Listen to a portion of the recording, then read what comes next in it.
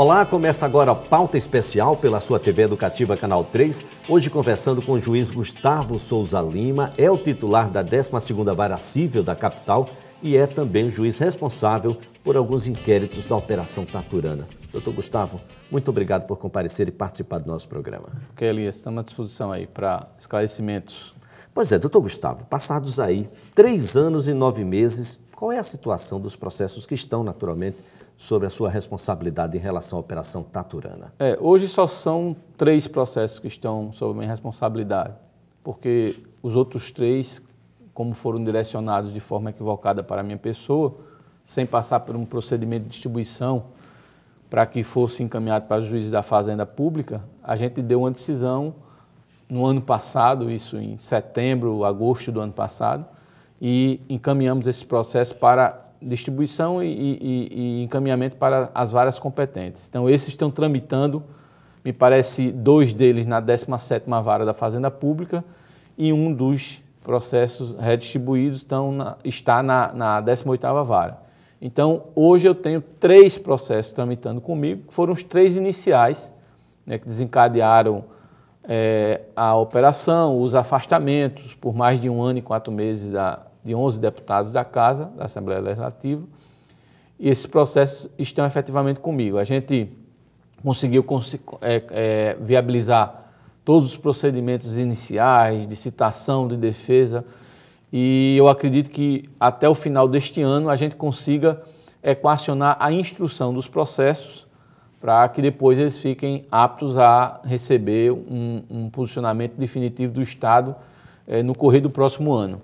Então, a gente está iniciando a fase instrutória desses processos, né? O cuidado agora é com a prova, com os argumentos fáticos e o que está efetivamente provado em razão desses argumentos e os nexos de vinculação desses fatos com os réus das 2 ações civis públicas, porque os processos mais importantes são essas 2 ações civis públicas, que visam basicamente, ao contrário do que algumas pessoas pensam, visam o ressarcimento do erário pelos desvios que o Ministério Público tem mencionado ou dito ocorridos nas 2 ações, que evidentemente não monta, porque só são 2 ações, não monta o patamar dos 300 milhões informados quase que mensalmente pela imprensa sobre esses desvios. São ações de âmbito administrativo, não são ações penais? Não são ações penais, são ações de natureza administrativa para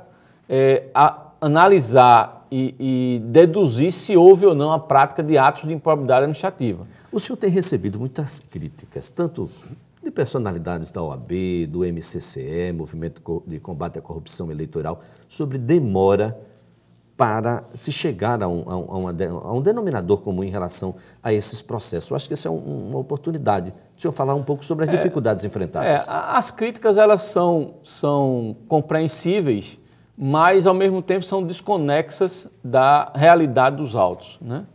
Na verdade, esse processo sempre teve uma parcela muito significativa da minha dedicação, do meu dia a dia, da minha própria vida, né? Para você ter ideia, os processos principais, que seriam as ações penais contra os deputados por eventuais crimes praticados contra a Receita Federal, por falsificação de DIF, de recebimento devido de dividendos, de imposto de renda, etc. Essas ações não se tem sequer notícia que elas foram ajuizadas, né? E é bom que se diga que eu não sou responsável por nada da área criminal.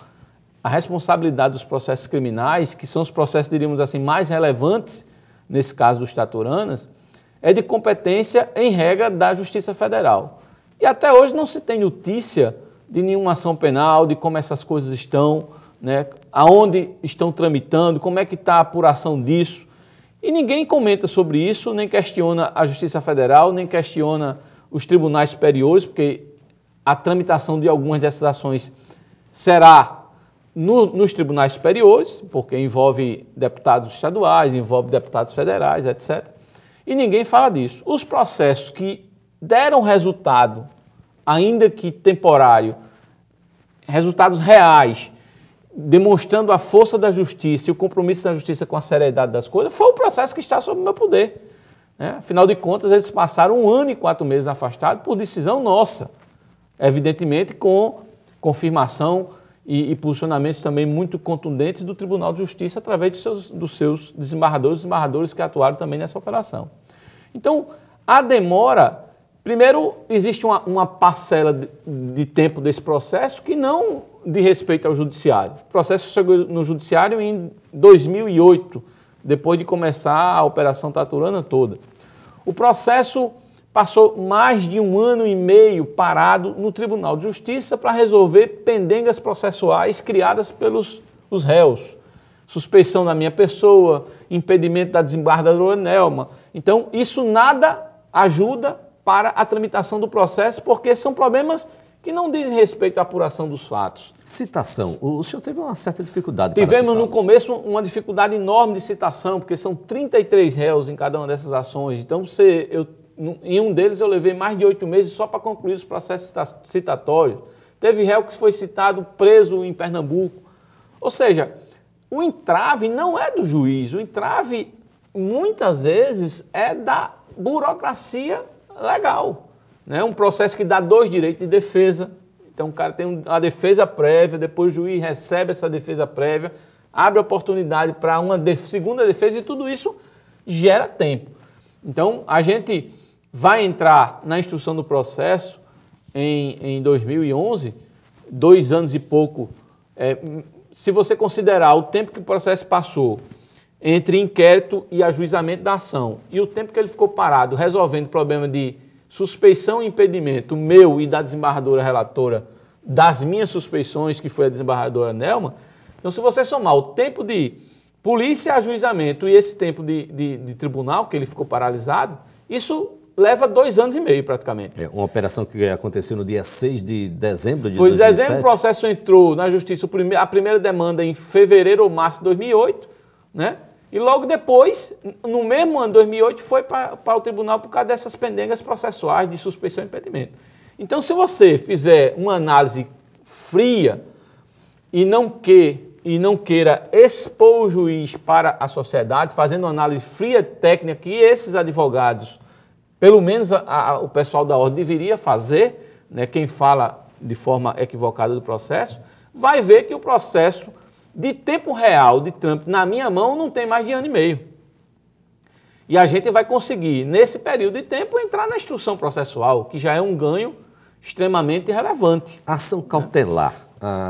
Deveremos, possivelmente, ter ainda esse ano alguma definição em relação a ela? A ação cautelar é bem provável que seja definida esse ano em caráter definitivo. Mas é uma ação que tem o valor que é colocado publicamente? Não, a ação cautelar não tem o valor que é colocado publicamente. Ela teve o seu valor no momento que deveria ter, ou seja, no momento em que a prova que serviria de base para os processos principais, as ações civis públicas, ela estava sob risco. Então, ou inacessível para o Ministério Público. E foi isso que gerou o pleito da ação cautelar e que gerou aquele afastamento e aquela briga toda que demandou mais de ano, a Justiça mantendo o afastamento e os afastados brigando para retornar.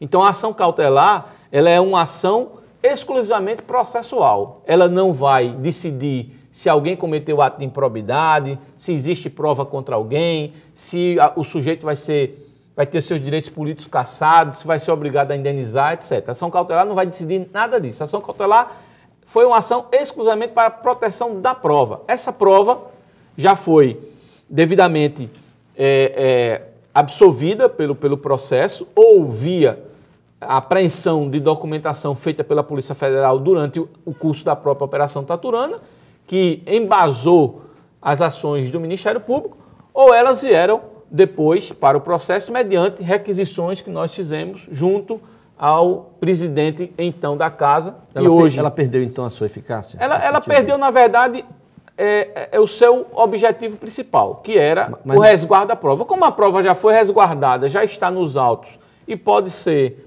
analisada e trabalhada pelo Ministério Público para o fim para o qual ela se destina, ou seja, demonstrar que houve ou não houve os fatos narrados nas ações civis públicas, essa ação ela não tem a importância mais, diríamos assim, técnico-jurídica que teve outrora. Ela é muito comentada porque o fim dela, primeiro, foi o afastamento. O afastamento. Né? Que pode vir a acontecer ou não. Se você me perguntar, olha, o afastamento tecnicamente é possível, eu diria que é possível. Né? Agora, se você me perguntar, por outro lado, e efetivamente as chances disso ocorrer são grandes, eu já diria que não são tão grandes assim, porque não existe mais, a priori, risco da prova. E aí, para que um novo afastamento fosse determinado, seria preciso o Ministério Público demonstrar que ainda existe, dentre os envolvidos, alguém que está prejudicando o acesso à prova, alguém que está ameaçando uma testemunha, alguém que está fugindo com a prova, como é que eu posso dizer, destruindo a prova ou causando algum entrave para que essa prova seja levada e apreciada nos processos principais.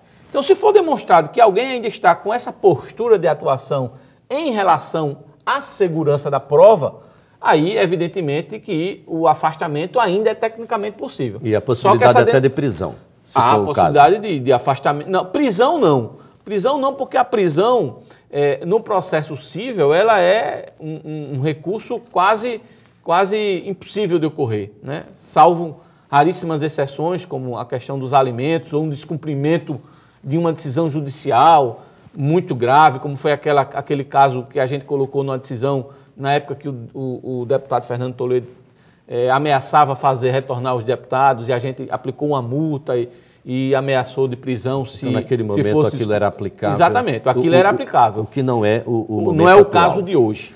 Muito bem, nós estamos aqui conversando com o Dr. Gustavo Souza Lima, juiz titular da 12ª Vara, ele que é o juiz responsável por 3 ações envolvendo o processo da Operação Taturana.